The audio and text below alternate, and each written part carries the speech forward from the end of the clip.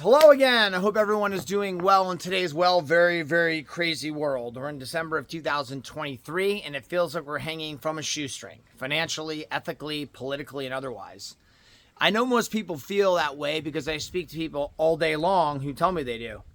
Today I'm going to speak on a subject many people have been asking me about. Then after, I'll briefly speak on our Schwab accounts and next quarter's thoughts. People have been asking me about owning gold and silver a lot lately, and as always, history is our best guide. I was a history major and an econ minor at UCSB, and I think I've told many of you I can say without a doubt that knowing history for this profession is much better than knowing economics. And the how money works subject is pretty hard to grasp, and it's common to be totally lost in trying to understand this, and you're not alone if you don't understand it. So I'm happy to speak to you individually and further explain this to you. Here goes.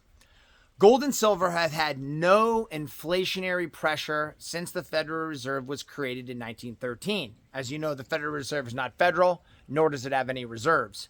What a silver quarter bought 60 years ago in 63, it still buys today.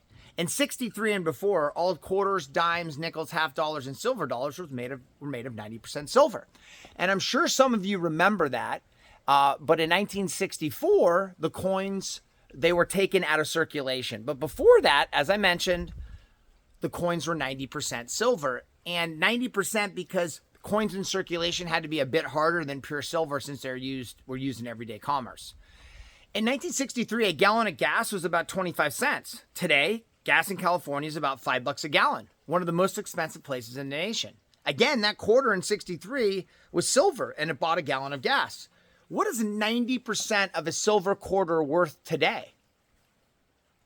Do you think it will buy a gallon of gas, even though gas in California is $5 or 20 times more expensive than it was in 1963?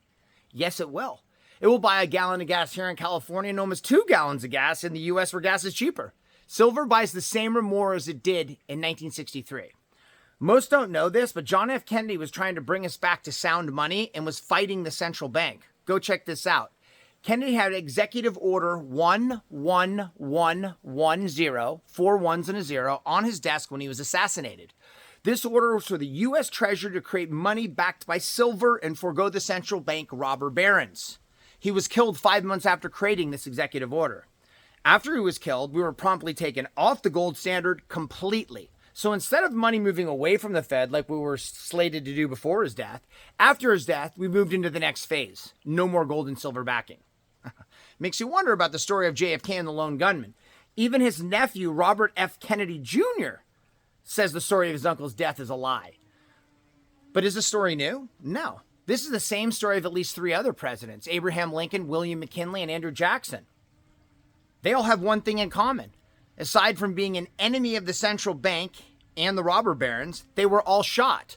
The only one that survived being shot was 3 times was Andrew Jackson, our 7th president.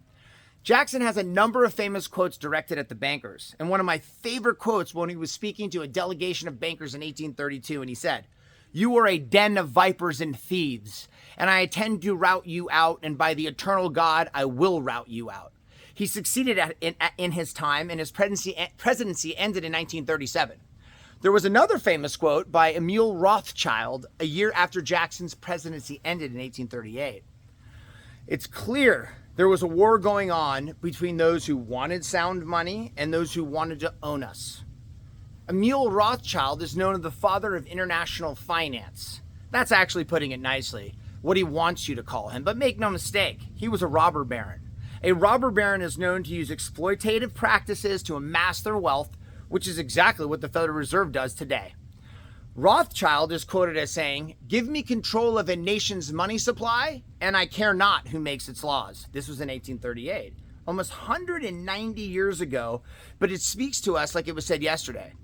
Moving forward, by 1913, Woodrow Wilson finally succumbed to the robber barons, and the central bank, the Federal Reserve, which again, neither federal nor reserves had reserves, was created. Its creation marked the start of the most prolific form of widespread usury the world has ever known. Without a reversal of the Fed, which has never succeeded since 1913, the end result is seemingly bankruptcy of the U.S. and its citizens.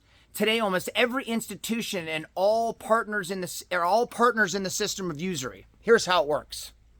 If you get approved as a Federal Reserve chartered bank, you can start taking deposits from people like us. The Federal Reserve allows its chartered banks under their direction and control to multiply money based on their laws and rules. For every one hard-earned dollar of viewers deposited into their member banks, they can create $10. With this $10, they create loans. It's called usury. They take that $10 they created from your hard-earned money, your sweat and work, and loan it to your friends, neighbors, employers, and everybody else, and indebts all of these parties to them using your money. Again, each one of our hard-earned dollars is used to do so. This is exploitation and theft, and it destroys the currency, per my gasoline example previously. And it has gotten much worse in the last 15 years. 2008 marked 95 years since the Fed was established. And in 2008, 95 years later, we had 10 trillion in debt. We did about $1 trillion every 10 years. Now in 2023, 15 years later, we have almost 35 trillion in debt, which is 25 trillion in the last 15 years, which is 1.5 trillion on average per year versus the 1 trillion per 10 years. We're 15 times we've speeded up the destruction of our money. They're on a fast track to destroy the US dollar. Now, whether gold and silver is the answer, it's hard to know. But if history is any guide, it's a good option. What did Woodrow Wilson, who signed the Federal Reserve Bank into existence, say after? Quote, "I am a most unhappy man. I've unwittingly ruined my country. A great industrial nation is controlled by its system of credit. Our system of credit is concentrated. The growth of the nation, therefore, all of our activities are in the hands of a few men. We have come to be one of the worst ruled and one of the most completely controlled and dominated governments in the civilized world. No longer a government of free opinion, no longer a government by conviction and the vote of the majority, but a government by the opinion and the duress of a small group of dominant men." He said this in 1915, 1913. How about what Henry Ford said? He was a giant in his day, like Elon Musk today. Ford said in the late 30s, quote, "It is well enough that people of the nation do not understand our banking and monetary system, for if they did, I believe there would be a revolution before tomorrow morning." So I hope this history lesson is helpful. If you want to talk to me about gold and silver, please call or email me.